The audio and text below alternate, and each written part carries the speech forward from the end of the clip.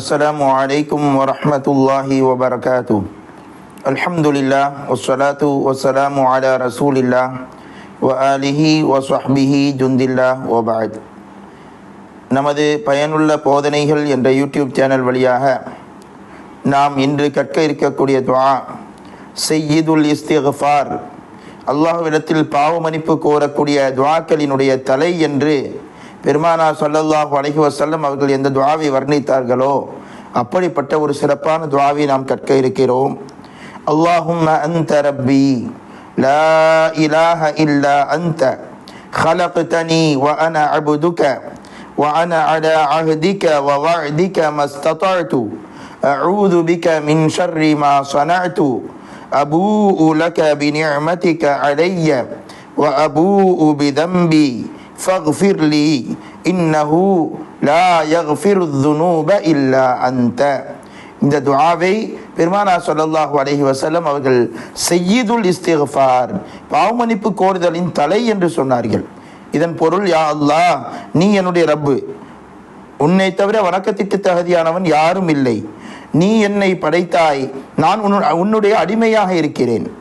நான் உன்னிடத்திலே என்ன வாக்குறுதிகளை தந்தேனோ அதை என்னால் முடிந்தவரை நான் பேணி இருக்கிறேன், அதன்படி நடந்திருக்கிறேன்.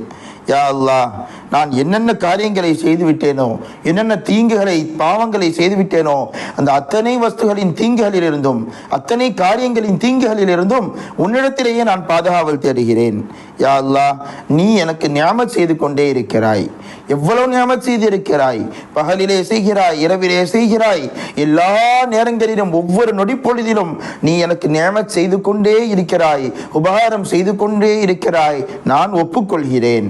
ஆனால் நானோ அந்த நியாமத்தையும் பயன்படுத்தி கொண்டு பாவம் செய்து கொண்டே இருக்கிறேன், உனக்கு மாற்றம் செய்து கொண்டே இருக்கிறேன். அதையும் ரப்பே நான் ஒப்புக்கொள்கிறேன்.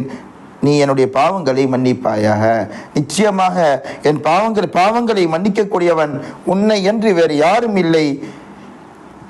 நீயே எனது பாவங்களை மன்னிப்பாயாக என்று பெருமானார் ஸல்லல்லாஹு அலைஹி வஸல்லம் அவர்கள் இந்த துஆவை கற்றுத்தந்தது மட்டுமல்லாமல் பெருமானார் ஸல்லல்லாஹு அலைஹி வஸல்லம் அவர்கள் தொடர்ந்து சொன்னார்கள், யார் காலையிலே யகீனோடு உறுதியோடு இந்த துஆவை ஓதுவாரோ அந்த பகலில் அவர் மரணித்து விட்டால் தஹலல் ஜன்னா, அவர் சுவர்க்கத்திற்குள் நுழைவார். புகாரியினுடைய ரிவாயத்தில் ஃபஹுவ மின் அஹ்லில் ஜன்னா, அவர் சுவனவாசியாக ஆகிவிடுகிறார். யார் இரவிலே இந்த துஆவை ஓதுகிறாரோ, யகீனோடு உறுதியோடு ஓதுகிறாரோ, அவர் அன்று இரவிற்குள் சுபஹிற்கு முன்னால் மரணித்து விட்டால் அவர் சுவனவாசியாக ஆகிவிடுகிறார் என்று பெருமானார் ஸல்லல்லாஹு அலைஹி வஸல்லம் அவர்கள் சொன்னார்கள். எனவே நாம் இதை ஓதுகிறோம் என்று சொன்னால் நமக்கு உத்தரவாதம் கிடைக்கிறது. யகீனோடு உறுதியோடு ஓத வேண்டும்.